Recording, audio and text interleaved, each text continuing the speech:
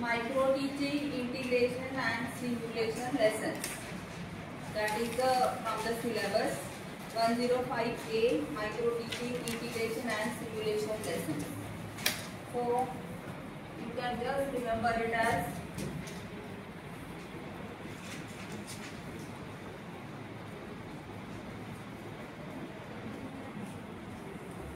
सूक्ष्म अध्यापन, मराठीत म्हणतात सूक्ष्म अध्यापन. आता हा जो प्रोग्राम आहे यालाच कोर टीचर ट्रेनिंग प्रोग्राम म्हणतात. It is known as core teacher training program. It is supposed to be the backbone of teaching learning process syllabus. Previously it was given much weightage, but now they have reduced it a little bit. For micro teaching they made 1 credit, and for digital teaching सुरू झाले ना, digital पण 105B पण सुरू झाला असेल तर त्याला 1 क्रेडिट आहे. तो दोन्ही मिळून 105A आणि B ला 2 क्रेडिट्स आहेत. So 105 micro teaching 1 credit.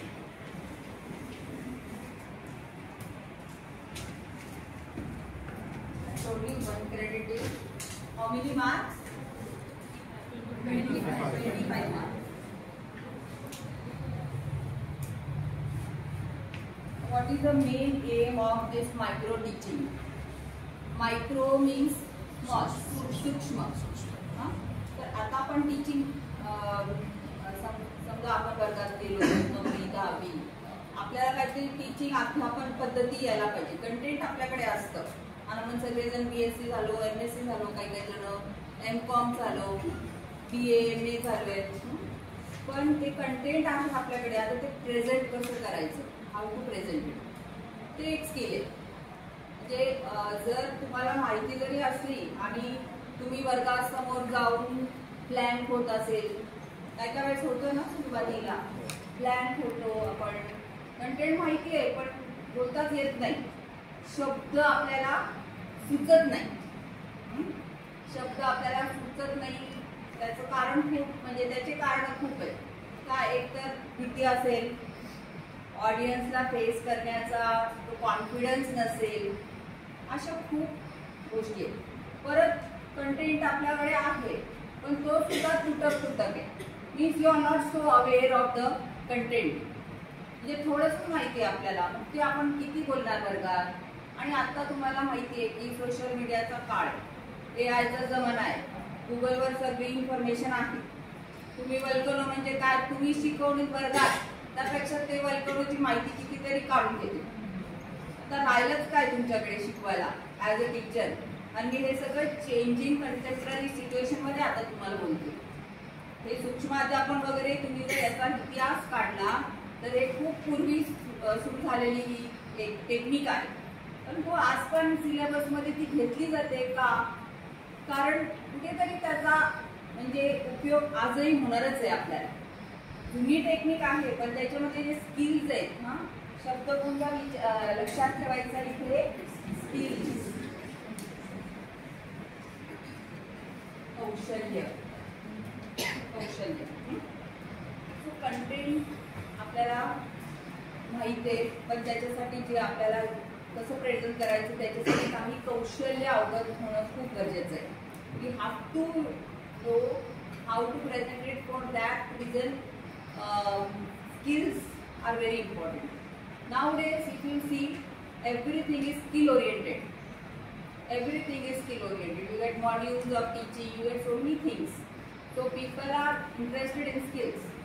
तुम्ही जर आता 2 वर्षांनी पिरियड व्हाल आणि जेव्हा तुम्ही फील्डमध्ये जाल, काय काय जण ऑलरेडी वर्किंग आहे, एक्सपिरियन्स टीचर का घेतात बरं शाळेमध्ये, तुम्ही मला सांगू शकेल का?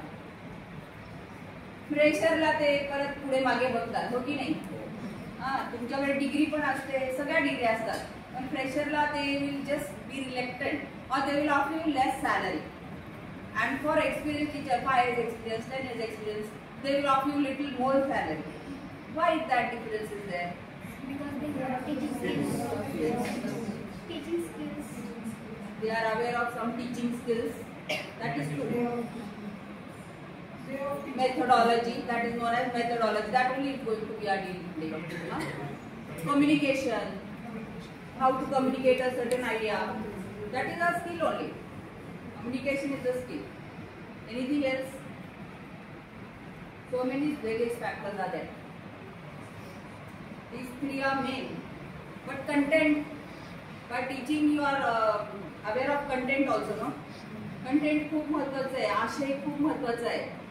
कारण जर एखादा शिक्षक, आता मी तुम्हाला समोर उभी राहिली आहे, पण मायक्रो टीचिंग म्हणजे काय हे मलाच जर असं माहिती नसलं आणि मी मग ते शोधत बसले किंवा माझ्याच आयडिया क्लिअर नसेल तर मला कॉन्फिडन्स कमी होईल, आधीच कमी होऊन जाईल. कारण मला माहिती आहे की समोर तर आहे वर्ग, पण आपल्याकडे कंटेंट असं थोडं थोडं माहिती आहे आपल्याला.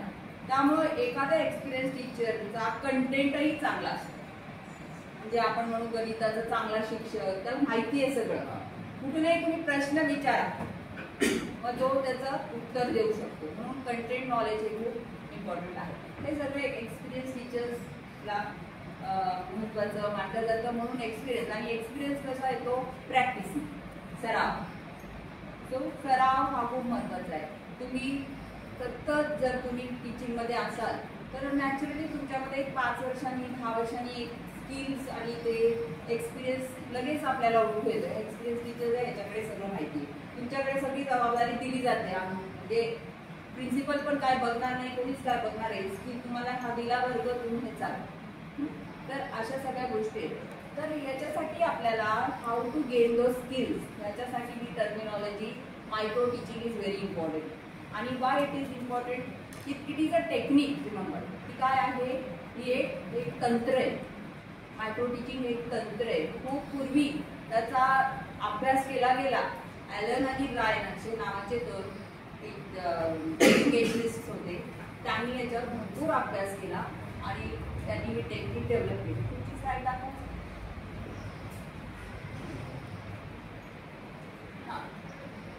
तर याच्यामध्ये it establish a harmonious relationship between teacher, student and subjects.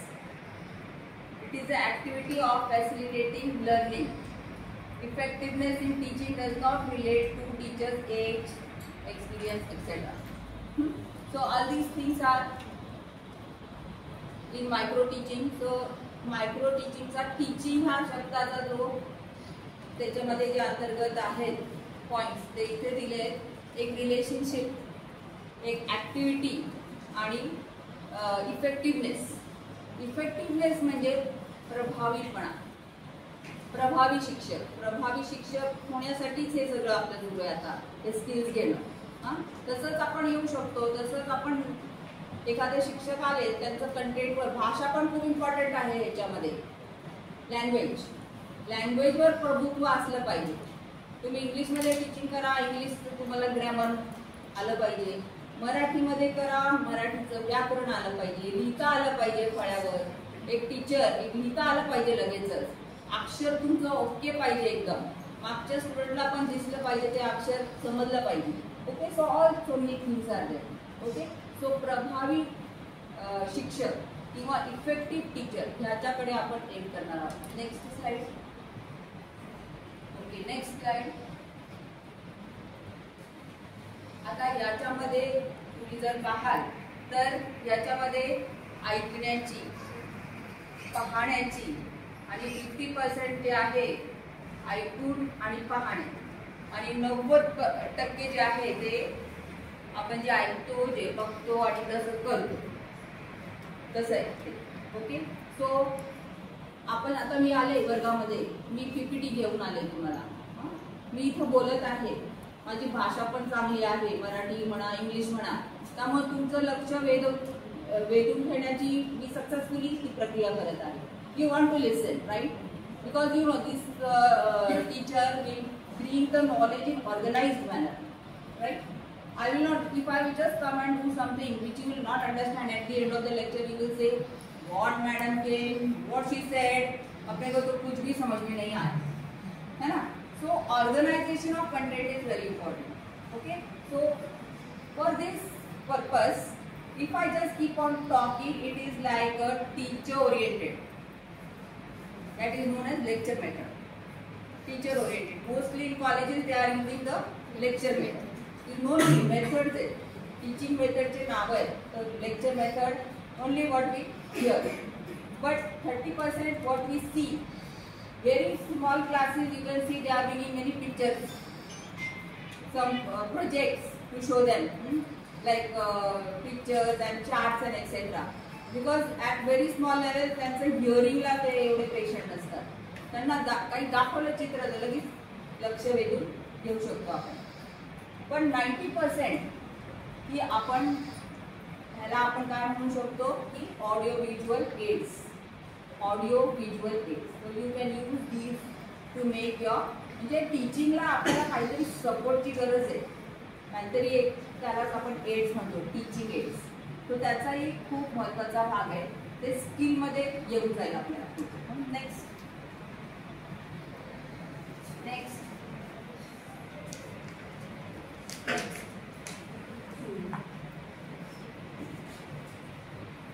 आता टीचिंग लर्निंग प्रोसेसमध्ये स्टुडंट आणि टीचर हे जे आहेत हे पार्टिसिपेटिव्ह पाहिजे. दोन्हीकडून झालं पाहिजे. आता मी तुम्हाला सांगत आहे कारण हा पार्ट मला सांगायचाच आहे. परंतु जेव्हा मी तुमच्याकडे वळून प्रश्न विचारून लहान वर्गात सारखं त्यांना एंगेज ठेवावं लागतं. तुम्ही त्यांना असं इतकं पॅसिव्ह नाही ठेवताना. तुम्हाला 6वी 7वी 8वी तुम्ही शिक्षक कोणत्या लेवलचे होणार आहेत. You will be train for secondary and higher secondary up to 12th standard. So you will be dealing with classes from 5th to 12th.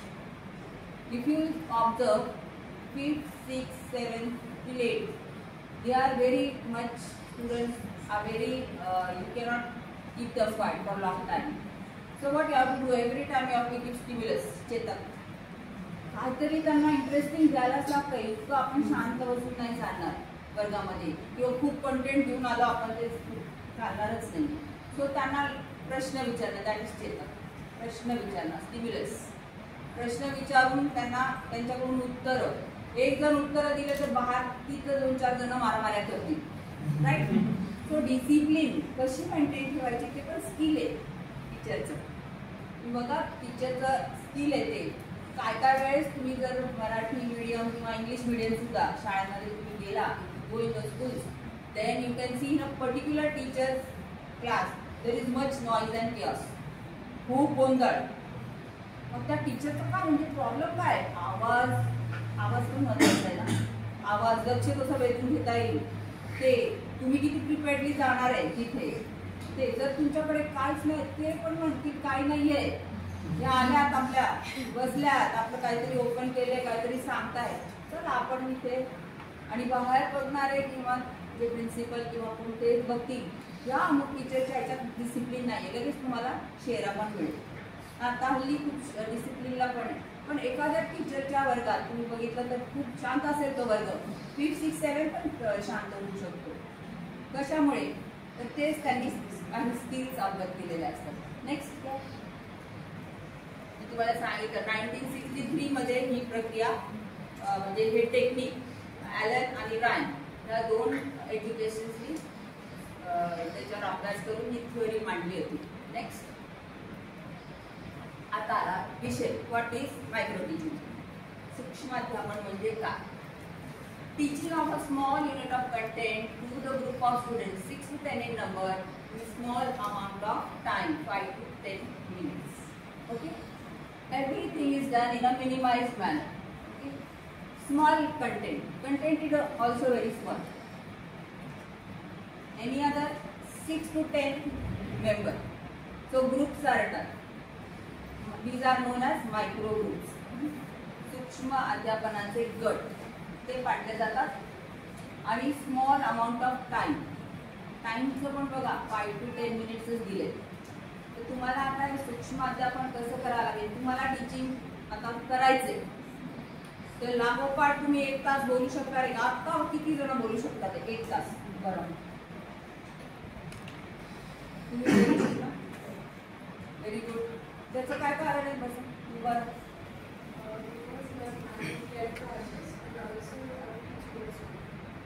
Because you are a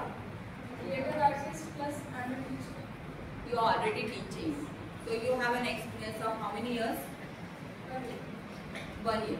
But you can talk for on a particular topic for 1 hour. That is very good. Any other?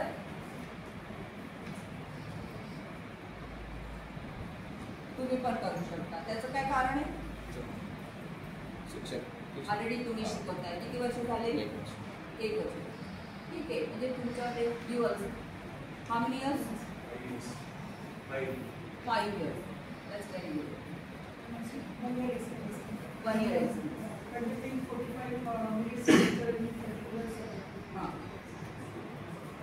Okay, so this is good. Micro teaching will further enhance your skills. You are doing it, but you are doing by before BEd what you are teaching is something what you have observed. Nowadays there are so many YouTube lecturers, professors who are giving on YouTube also. You are observing that there are so many gimmicks you can do and get your thing done. Now animation is there, so many things are there to help you to teach. Okay, so these are the ways where you are doing it and you are including your students also in your. It is a participative kind of teaching learning process, and that's why you are able to do it. You have the confidence, that is the main thing. But now for such students also, BEd, this micro teaching program, core teaching program will help you to actually know what you are doing, what are the skills, and you will get refined. The raw ones which really don't have experience will get some time to practice and know how to present the skills. And those who already know it, you will know you are doing it. But this is coming under this section, under the skill. Presentation skill.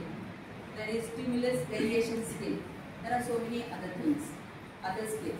There is a list of about 20-25 skills, and we have chosen only 6 skills. आपल्याला 6 skill घ्यायचे. सर्वात महत्त्वाचे कौशल्य तेच आपण घेतले आणि त्याच्यावर आपल्याला पाठ द्यायचे. You have to give the lesson. Lesson will be of how many minutes? 5 to 10 minutes. Okay, 5 to 10 minutes, and group will also be small. So first of all, you will be divided into your groups. In 103, now I told madam to take the methods. No? So some people have BSc, Maths and Science. So there will be a separate group. BSc, Maths, Science. BCom, maybe they will be put in one separate group. BA, Marathi, Hindi, one group, languages. History, Geography, one group.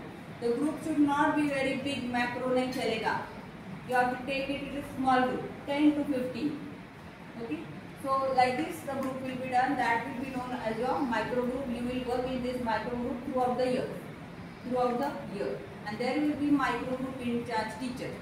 Supposing one teacher is having a geography method, that in her group or his group, there will be mostly geography students. Geography, English, geography, Marathi, but all arts side. In math science, you will have physics, chemistry, biology, maths, all will be in one group.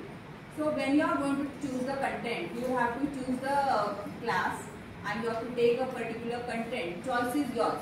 तुम्हाला ती choice दिली जाईल, तर तुम्हाला comfortable काय वाटतं सुरुवातीला शिकवायला ते चॉईस तुम्हाला दिली जाईल. तुम्हाला टेक्स्ट बुक्स घ्यावे लागतील, कंटेंट प्रिपेअर करावं लागेल. त्याला एक असं म्हणतात, तुम्ही ऐकलंही असेल, जे ऑलरेडी शिकवतात त्यांना माहिती आहे की लेसन नोट खूप महत्वाची आहे.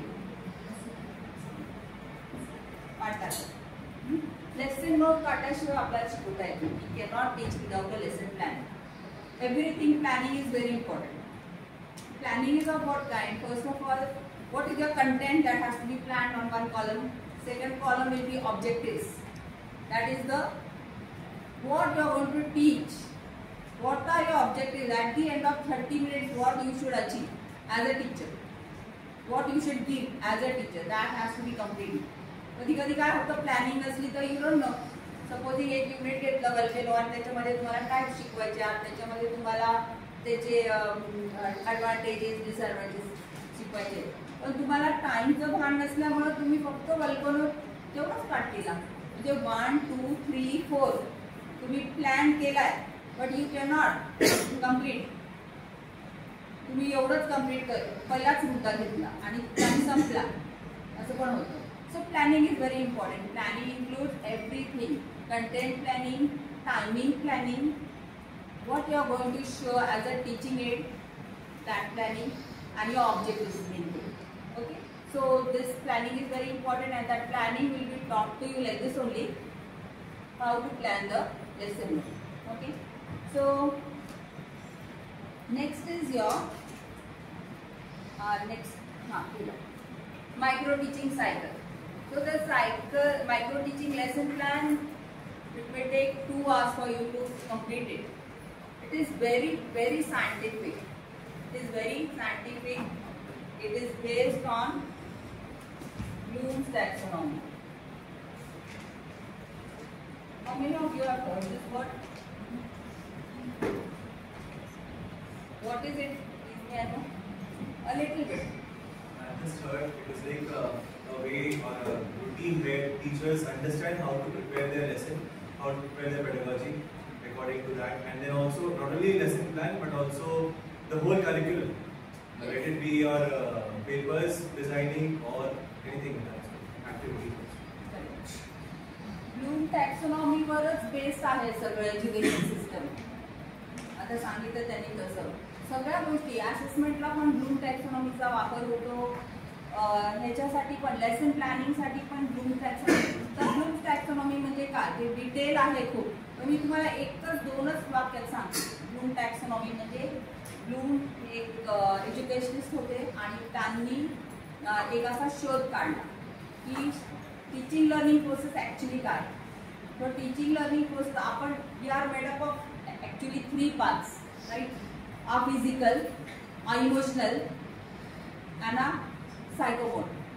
psychomotor, emotional and a cognitive skill. म्हणजे ब्रेन, हात आणि हृदय 3 पार्ट आहेत आपल्यामध्ये. आपण कधी कधी काय एकदम बौद्धिकच विचार, बौद्धिक म्हणजे काय तर सगळं इन्फॉर्मेशन जे आहे युट्यूबवर सगळे ते बौद्धिक. Cognitive information who was Shivaji Maharaj? You will give me one answer. He was a brave Maratha warrior king. So that is one and one answer. Can you give me some other answer? No. That is one answer.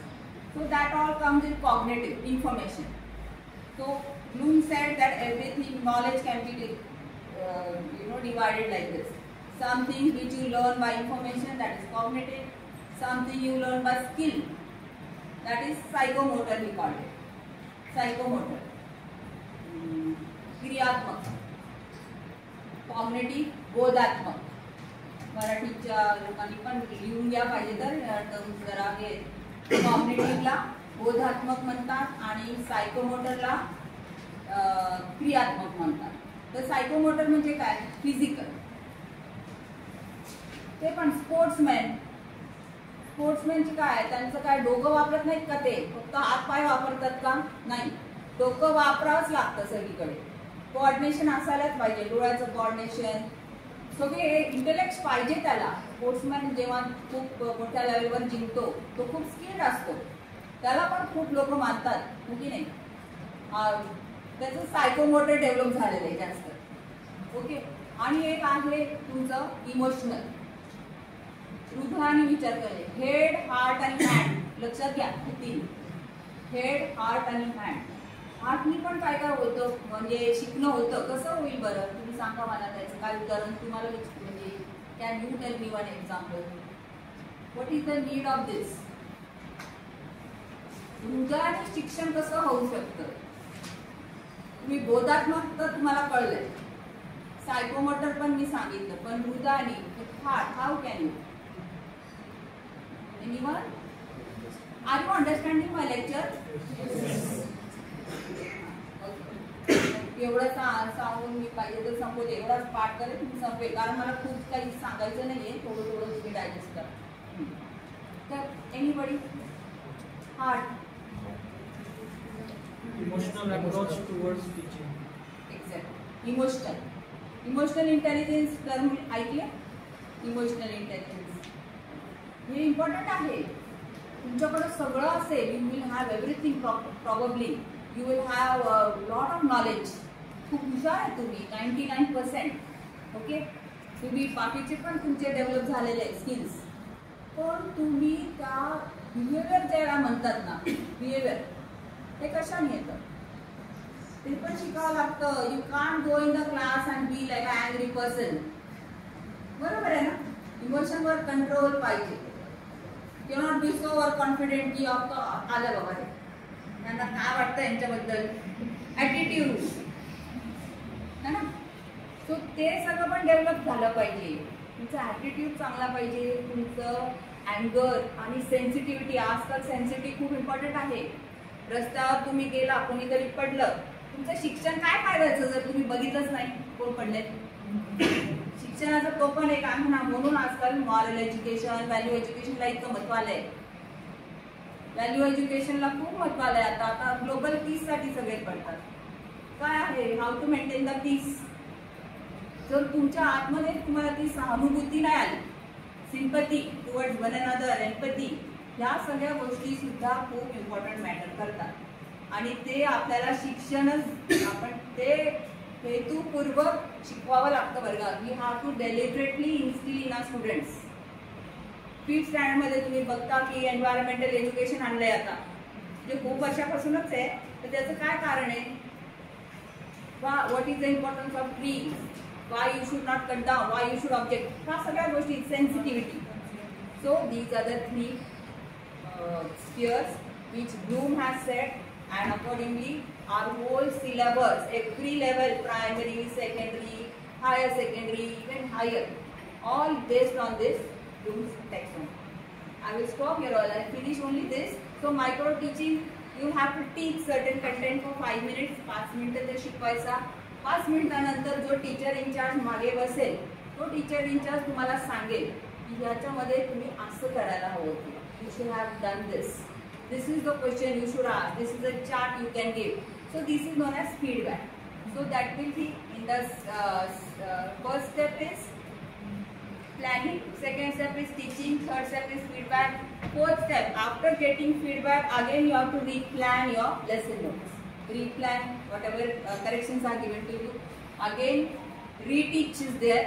After replanning, then again teach that same content 5 minutes, and if there is time, then there will be re-feedback. Okay, so this is the first cycle of micro teaching. I'll stop here.